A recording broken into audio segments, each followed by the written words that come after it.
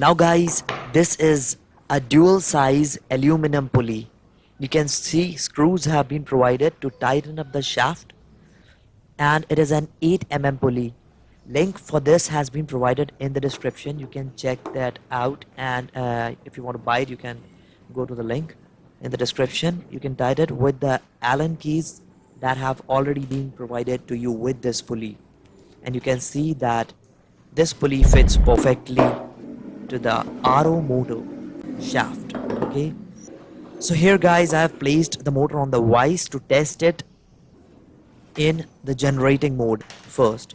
Now these are the two jumper cables. Now guys, to the wires coming out from the motor, I have connected jumper cables. You see this light, it is a 12 volts 1 ampere light, meaning 12 volts. So I'm connecting this light bulb to this RO water purifier water pump motor. Okay, so let's wound the thread and see if it glows the bulb. And you can see that it is glowing bright enough. Let's turn off the light and try again. And you can see it is much brighter now. Now let's test the voltage rating of this generator. I mean, how much volts is it generating under hand rotation and after that rope rotation. Hand rotation voltage is very low. Let's test the rope rotation. Okay, guys, as you saw that the output voltage was as high as 60 volts DC. Again.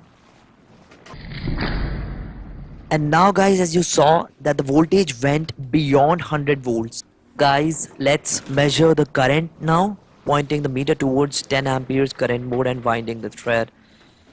And you can see that the current rating was around 1.79 amperes. Try 2, second try, you can see it is 2.60 amps max I could try. Now guys, this is the mini UPS that I made in my previous video. So it also has a 12 volts DC output with which I'm going to run this motor first. Okay, you can see that it is running the motor, and hence proving that the motor is a DC motor again. Now this is a 220 volts socket. I'm going to use the multimeter and the DC motor speed controller to run this motor at high speed with very high voltage, 230 volts AC, and then convert it to DC obviously with the help of a bridge rectifier. And I'm also going to connect a multimeter in parallel to the DC motor to measure the voltage at the same time when I have connected the terminals of the motor to the home socket supply. Now this is the knob, controlling knob, and the terminals from the jumper cable have been connected to the DC socket of the controller. Now let's turn it on. You can see that the motor has started running at a very high speed and the voltage is being displayed. And as you can see that the voltage is crossing 1500 or even 1600 volts. That is because of the inductance in the coils of the armature of the DC motor. Motor is running very fast. Obviously it is not designed to operate at such a high voltage, guys.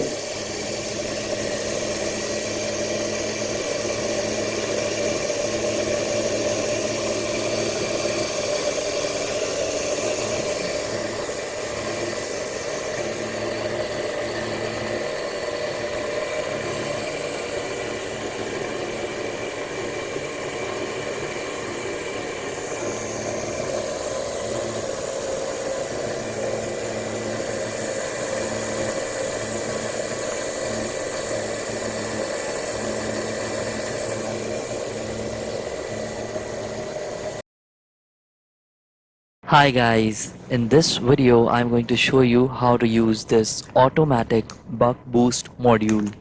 Now guys, this is a DC to DC converter circuit that not only steps up the input voltage but it also steps down the input voltage according to our needs. You can see how cool the design is, and what I'm pointing is the input and the output points where the wire will be connected. You can see at the back it is written DC to DC. Now let's connect some wires.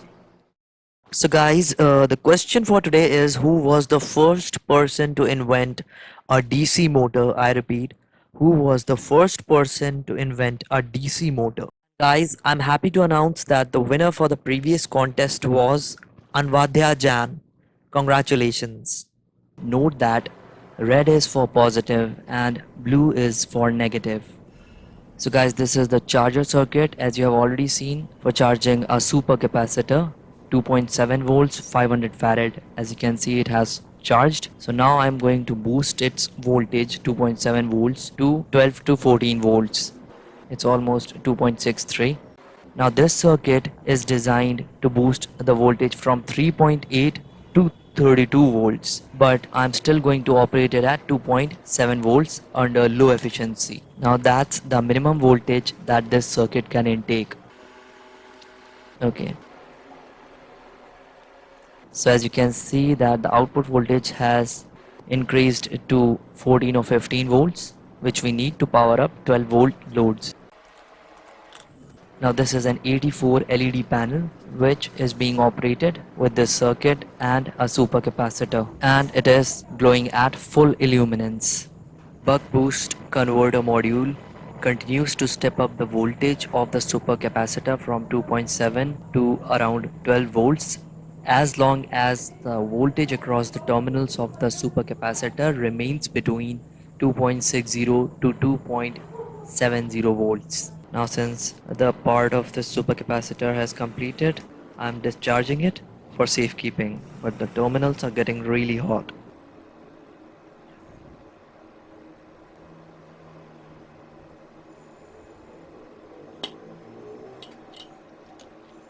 So guys, as you can see that after so much usage, the supercapacitor is still holding around 2.20 volts DC across its terminals. Now this is a multimeter that measures voltage and current from 0 to 100 volts and 0 to 10 amperes respectively.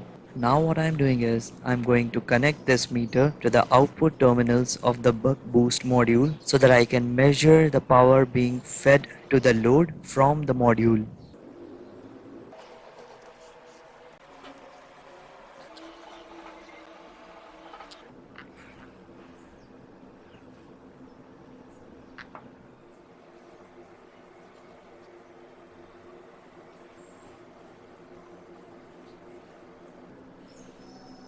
So guys, as you can see, these are two lithium ion battery packs and I am connecting them in series and measuring its voltage overall, and it is showing only 6.19 volts, and instead it should be at least 7.4 volts for rated charging, which is 3.7 for each battery. Now remember guys that initially I told you that this buck boost converter module runs best between an input voltage of 3.8 to 32 volts DC. So at present I am giving an input of 6.19 volts, which is in the rated voltage input range.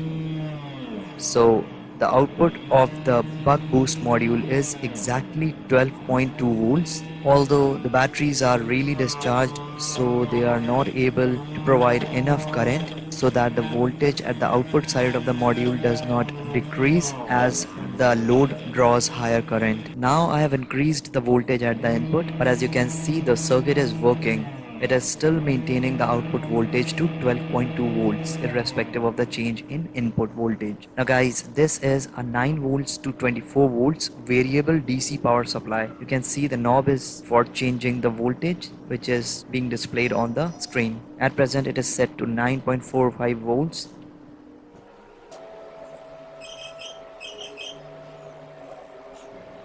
And I am connecting the module to the power supply, and irrespective of the input voltage, it is still producing 12.3 volts at 0.15 amps.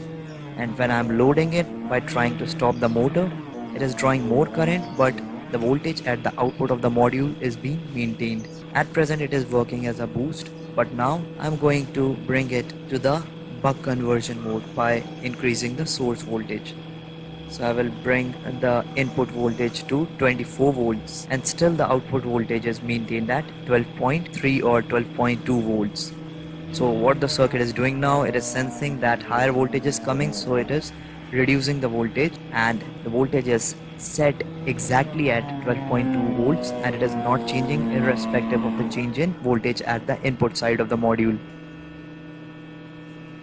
Guys, this is a 12 volts 6 amperes, which means a 72 watts power window motor from a car. You can see that it is drawing a no load current of 2 amperes, and at 12 volts it is drawing around 3 amperes, which is the maximum this circuit can handle. So obviously this motor is not designed to be operated with this module, but I'm just showing it here in this video so that you can get an idea of how much power or current this module can handle.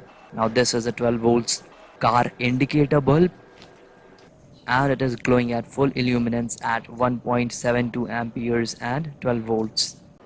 And of course the input voltage is only 9 volts, and the output voltage is also decreasing because the input voltage from the source is not giving enough power to the module. But when I will turn the knob, the voltage at the output of the module gets to 12.2 volts, which is the rated, and the current is 1.73. So isn't this amazing, guys, that this circuit is just best for voltage specific appliances, especially your batteries or LED panels, and can also work for your solar panels. It can take in 18 volts DC from a solar panel and then convert it to 12.2 volts for charging your batteries and preventing it from getting overcharged. Now guys, this is a servo motor, 24 volts, and again 50 watts, 2 amperes. Yeah, it is running at good speed.